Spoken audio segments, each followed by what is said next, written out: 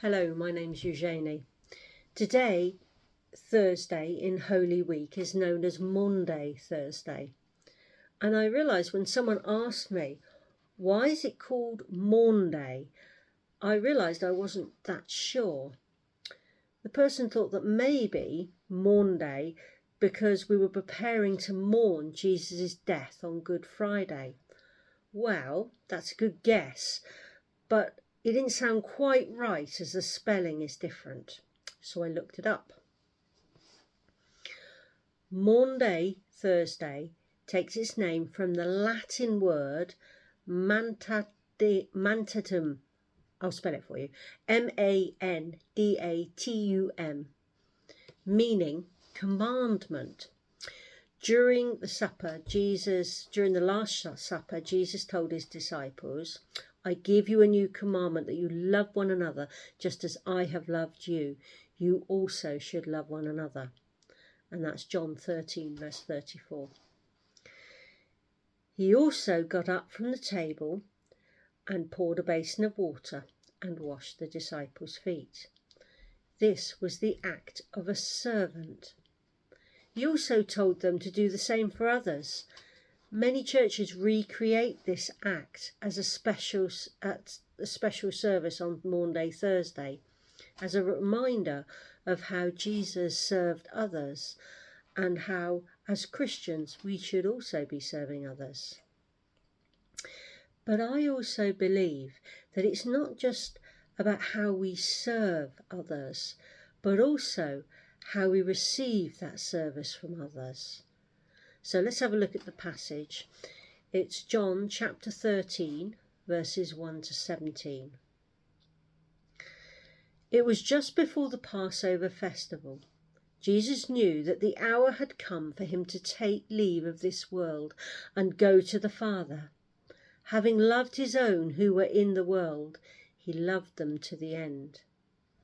The evening meal was in progress, and the devil had already prompted Judas, the son of Simon Iscariot, to betray Jesus. Jesus knew that the Father had put all things under his power, and that he had come from God and was returning to God. So he got up from the meal, took off his outer clothing, and wrapped a towel around his waist. After that, he poured water into a basin and began to wash his disciples' feet, drying them with a towel that was wrapped around him.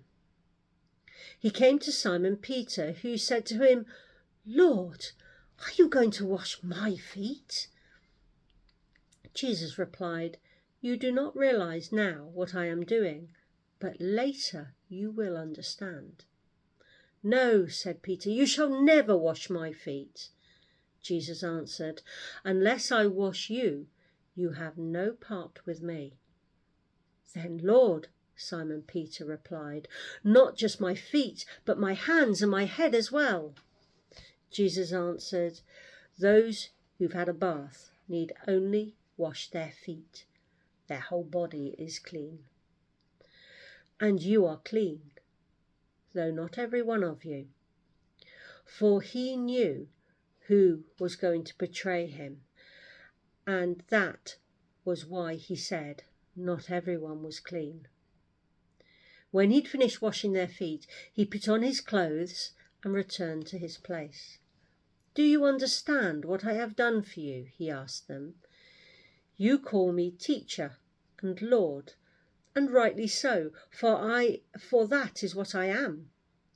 Now that I, your Lord and teacher, have washed your feet, you also should wash one another's feet. I have set you an example that you should do as I have done for you. Very truly I tell you, no servant is greater than his master, nor is the messenger greater than the one who sent him. Now that you know these things, you will be blessed if you do them. I wonder, how do you react when someone wants to wash your feet at the Maundy service? Oh no, you wouldn't want to wash my feet. They are bound to be sweaty and smelly, and they're ugly. I feel actually I do have a better excuse than most because of my skin condition. I have big calluses on the bottom of my feet and my toes, and I know people really do get grossed out by my feet. So not that I don't get the whole point about service and Jesus serving others, but nobody would want to get up close to my feet. Peter did not want Jesus to wash his feet, not because he saw his feet as gross and ugly, but because the task of washing the feet was very much for the lowest servant. Jesus lowered himself to do this task, to do that very lowest of jobs, to show how he come not as a king above us, although he is, but to serve us, to be with us on the journey of life. Peter was able to accept what Jesus was doing for him once he understood. But are we? Are we able to let someone serve us? How often do we struggle on without help because we don't want to bother someone? How often do we struggle on because we don't want to receive that help? Not because it isn't offered, but because we are too proud to accept it. I'm fine, I can manage. When actually, even if you can just about manage, you just feel that you'd be too much bother to accept help from someone else. Why do we do that? When help is offered, we refuse it, even though we really need it. I know none of us want to become people who just rely on others' goodwill and end up becoming takers instead of givers. But in my experience, the people who find it hard to receive are already givers.